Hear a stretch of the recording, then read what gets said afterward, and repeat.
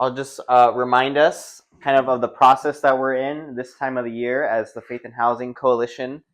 So this slide represents kind of like the process of our work as a group that we just came from March through like August, September was a heavy time where state legislators are talking through bills. And so we were contacting them, emailing them, going to meetings, calling them to influence them on priorities and bills that we wanted to support. SB 79 in particular that we focused on that got passed. Woo woo. And now that it's, we're in this season of like October through March is a season where we're really focusing on this part of like, how do we know within ourselves what are our values, what are our priorities in this next year, what do we want to really focus on in terms of policy priorities. And so we're going to have conversations together with each other, and our hope is that you guys would be inspired, empowered to have conversations with others outside this room at your church or people that you know, to kind of hear stories and also like add to the collective listening of like what's happening, what are people experiencing, what are people's felt desires and passions and dreams when it comes to kind of housing solutions, housing things that we would want to see be different. And so today we're gonna like talk about that. That's gonna be focus of today for us here as a discussion. What are our kind of priorities and things that we would want to really focus on and see make happen to kind of focus our energy. Before we do that, I want us to check in about our church teams. So we've been, in a process of encouraging you guys to form core teams at your church. Next slide, Thomas. Thomas, if I miss anything, feel free to fill in. And so we're going to give you guys time to check in about that. But first, I just want to share, there's kind of 3 ways that I think of like, how do you connect with others and have conversations about housing? And one is like the house meeting that we've encouraged you guys to do at your churches. Have a small group meeting at your church to talk about housing. Another one is like a one-on-one individual meeting where you're setting up a one-on-one conversation, and that's more formal. And the third that we haven't really talked about here is called bumping around. So you strike up a conversation with someone at the grocery store, and they're like, somehow they share like, man, for example, for me, I was at a coffee shop a couple weeks ago, and the person sitting next to me was like really nice to me. She was like went and got something for me, I forget what. And so when I was leaving, I was like, oh, like, what are you doing? What are you working here? She was like on her phone taking notes, and she was like, oh, I have to move, and so I'm looking up apartments, and I'm trying to find an apartment, and it's really stressful. And if I was in a different frame of mind and wasn't rushed for time, I would have been like, oh, tell me more, like, what's going on? Why do you have to move? How's the housing search been for you? Right? It was like an organic opportunity to have a conversation and hear her story that I missed because I didn't have it in my mind, like, oh, I'm bumping around right now. I'm on the lookout for, she's already talking about housing. She's doesn't have housing. She's looking for it. What a opening to have a conversation, right? And so those are things to keep in mind. Next slide. And so actually go back before we look at that. I know we have, so New Life and West LA, you guys have been in the process of, you guys have a solid core team already. I want to give you guys some chance to share. Is there any updates you guys have on some meetings that you guys have had in your small groups or where you guys are at? 1 or 2 people want to share just an update on where you guys are at. Well, that's awesome. I'm glad you guys are here. We're going to give you guys 5 to 7 minutes right now to get into small groups to talk about so if you're part of a church team, get into the team with your church. If you're not, we're going to have you guys talk about what are some next steps that you guys can do as a group. But if your church doesn't already have a core team, I want to share that we're wanting to offer what we call like housing advocacy seminars at churches. So particularly if your church doesn't already have a core team, we want to offer like a 2-hour seminar, like an opportunity we can come and present at your church. And this is a way for us to really share like what do we do at Faith and Housing? What's the heart of this work? And how does this work really connect to the mission of your church? And that they could see that, you know, what they're about as a church really has overlap and connection with what we're about as the Faith and Housing Coalition, and share kind of like intros of what's going on with the housing crisis, what are we doing about it, what's our approach and philosophy, and some of those things. Thomas, anything you want to add to that? The idea is to contextualize it, right? So different churches in different parts of the city may have different felt needs, right? So we were talking last night that a church in Pasadena, right, may be particularly attuned to folks who are victims of the fire, right, and their housing challenges, which we'll talk about later. Versus we've had a conversation with the church in Hawthorne, African American church, where probably 90% of their church has moved out of LA County, or at least out of the LA basin. So a lot of them live in Bakersfield, Palmdale, Riverside, and they still commute in on Sunday mornings to the church because the community is so strong, but just the level of home prices on the west side are so high, right? So we kind of will do some of those conversations beforehand to figure out like how do we connect what we're doing to your particular church and context. But yeah.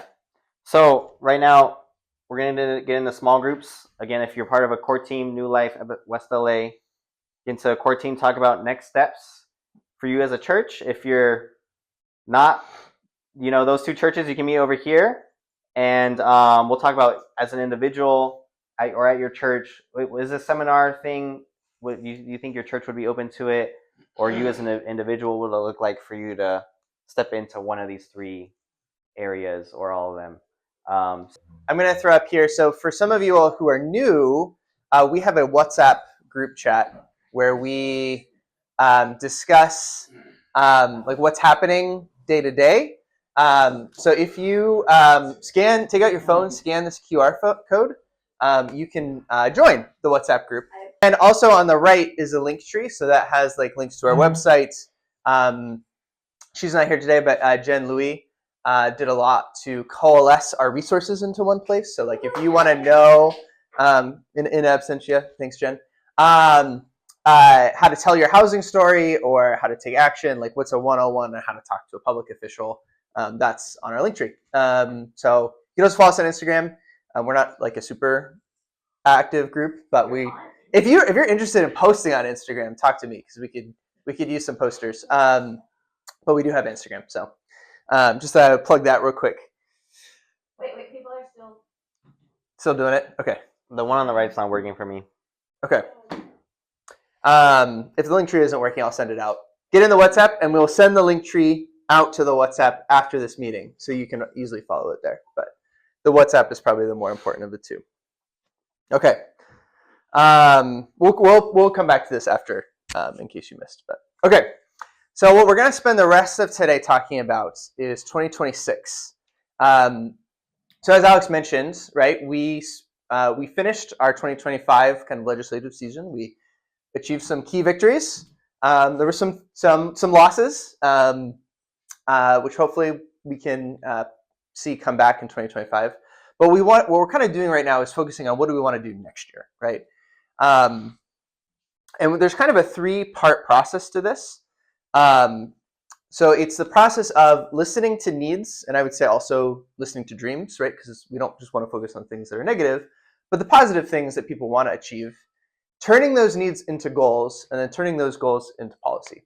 So step 1, right? This is kind of what we've been doing in our one-on-ones, our house meetings, the conversations we've had, bumping around, talking to people about what are the practical housing needs that you and your neighbors and your friends, family face in your context, right? And then also, what are your dreams, right? So that's very simple, right? Like talking to Jeff earlier, people who need, there's a lot of people on a wait list waiting for housing, right? So we need more housing for those folks who are on the wait list, right? And then there's also the issue of the folks who do get housing. Sometimes that housing is not good quality for various reasons, right? So how do we have also high quality housing? So we listen to those needs, and then what we're going to focus on today is articulating goals that resonate with those needs and dreams. And then step 3, the thing that we will do next month and into January, is identify viable policy ideas. What this means is things that could actually pass, right?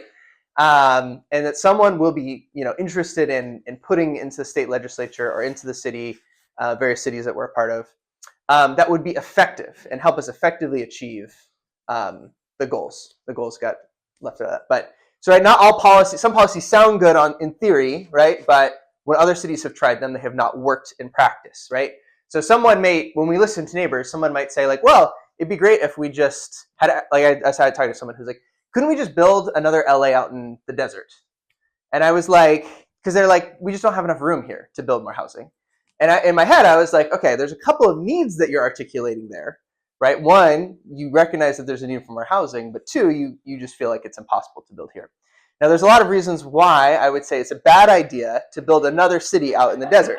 Like that's, I won't go into all that today.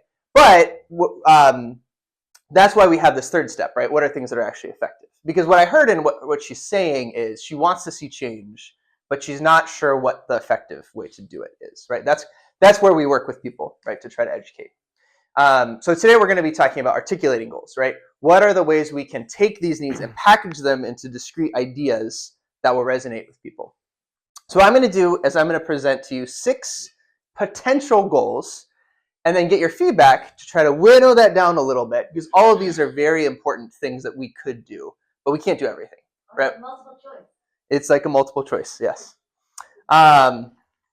So the first thing that we're going to put forward that we've heard from talking to people is the issue of home ownership and more generally like housing needs for families in Los Angeles, right? So I want to raise your hand if you have children under the age of 10 in this room. Okay. Keep your hand up if you feel like there's great housing options for you and your family in Los Angeles. Okay. Yeah, there's more people like that who are part of our group who are not here, but they would probably also answer the same way. So home ownership is generally like the biggest dream we hear from people. People say, hey, I would love to own a home in the city. But a lot of folks cannot access that, especially folks who are younger, have young kids at the stage in life where they probably haven't built up huge amounts of savings. And I think that's especially true in particular neighborhoods, right? So we were talking about the context of West LA, right? And how folks have bought homes, but in the process of looking for a home, it takes them away from the area around the church. Because the particular area where their church meets is some of the places where it's the hardest to build housing in the whole city, right? Some of the most expensive areas, some of the places that are most anti new housing being built. And so home ownership is achievable, but only when you sacrifice community, right? So, so that's an example of, homes exist, but they compromise kind of key factors.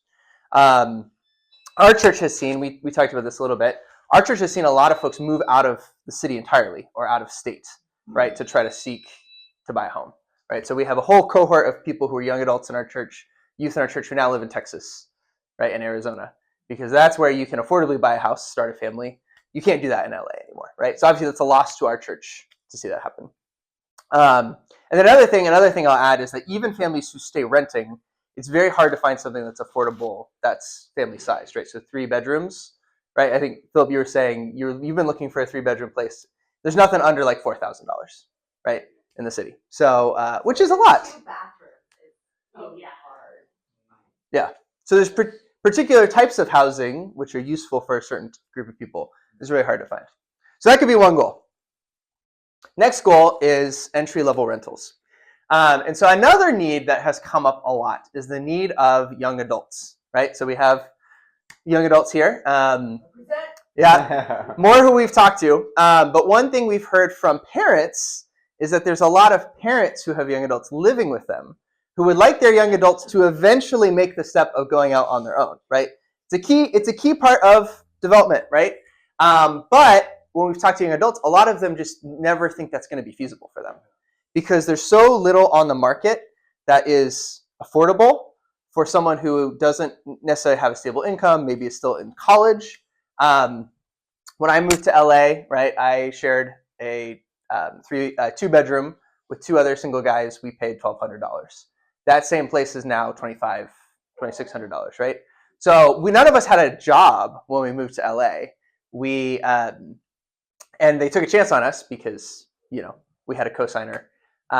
But nowadays, like, you couldn't do that as an adult. Like, they just wouldn't take your application. And this is not just an issue for young adults. It's also just an issue for vulnerable people across the board, right? So one thing our church has seen, people who are immigrants, people who are returning from prison, people who are domestic violence survivors. There's whole swaths of people who are in a life stage where it's really helpful to have cheap housing that you can move into, even if it's just temporary, right? To get kind of to a higher level. And a lot of those folks don't necessarily need like a subsidy long term, right? Because they do have jobs. But it's a temporary issue. I need cheap housing for a year. I need cheap housing for 6 months, but that doesn't exist, right? So that's one goal we could consider. So another issue is homelessness, right? Latest homeless counts have been 72,000 people across LA County. 1/5 of all unsheltered homeless in the whole U.S., as I've cited multiple times, live in LA County, right? So 20% of the whole homeless population in the U.S. are here in LA County. So it's a really deep problem. And I think it actually overlaps what we were talking about before quite a bit, right? So one population, which I know some of our churches actually work on this issue, kids coming out of the foster care are some of the most prevalent people who experience homelessness. I think the stat is between 1 in 4 and 1 in 3 youth who age out of the foster care system will experience homelessness at some point in the 3 years that they age out. And a big reason is that a lot of our affordable housing is designed about keeping people who have had housing for a long time and keeping their housing affordable. But we're not producing new opportunities for people to move into low-cost housing. So if you have no family, right? So a lot of young adults who want to move out of their parents' home, at least they have a temporary place to go. But someone who's in the foster care system has no family to turn on, right? And so there's literally no opportunity for them to find a low-cost room. So a lot of them end up on the street. So I think 36% of all youth who are homeless were in the foster care system, right? So I think there's 2 broad issues with homelessness that we've heard, right? One, there's a need to make it easier and quicker to build housing options for folks who are currently on the street. But then the other one is there's a need to prevent folks from becoming homeless in the first place, because there's so many people in our city who are rent burdened, right? And I was talking to someone, which we'll talk about in our next goal, who's like, they were saying in working with folks who are fire survivors, they didn't realize how many people were one paycheck away from homelessness, right? One disaster away from homelessness, right? There's so many people in our city who are like that. That unless you do something to prevent them going onto the street, it's going to be really hard to tackle that issue. So that's the third potential goal.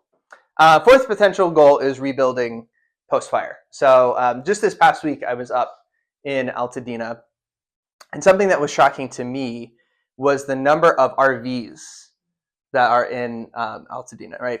You guys are in Pasadena, know this.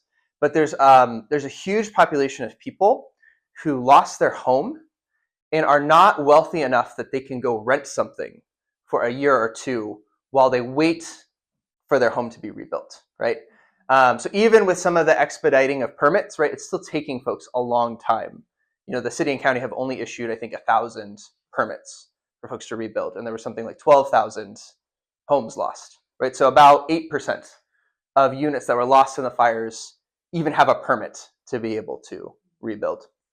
So there's a huge swath of people who can't afford to go anywhere. So they've set up shop on their lands, but have no electricity, right? No gas, no water. They're living in an RV, right? And I was shocked to see how many people are in that situation in Altadena right now. So there's a lot of folks who are in that situation. Obviously, there's a need for making it quicker, making the process quicker of rebuilding those homes. But in a lot of cases too, there's folks who are renters who just need housing, right? So they just need housing temporarily. It doesn't have to, they didn't own a home. They're not trying to rebuild the home that they had the way it was. They just need something, some kind of housing option to keep them from experiencing things.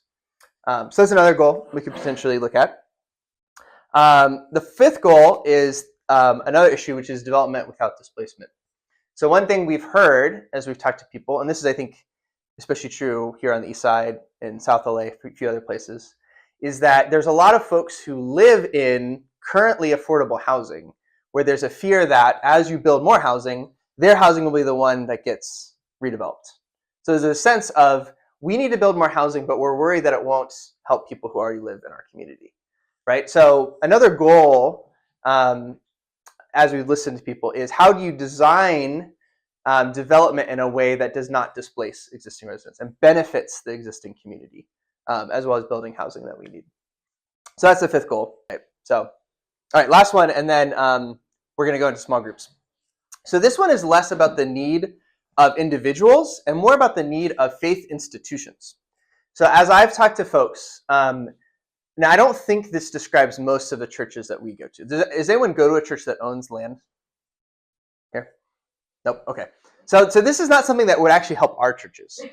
Well, at least right now, there's frames on it. But there are a lot of churches, especially churches that are like older congregations that have a ton of land, like a ton of institutional land. And a lot of them are starting to see that this is a real issue in the city and in the region. And a lot of them have said, like, hey, we want to take like our unused. I talked to a guy in South LA who's a pastor who his church has 3 parking lots that are off-site, 2 of which are like rented to a junk dealer to like store junk on the parking lot.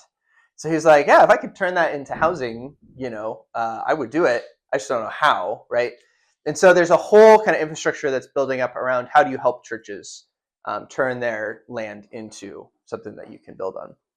And I think one particular idea that emerged last year that is not currently legal, but is could you allow churches to buy new land and co-develop a church and housing on the same site, right?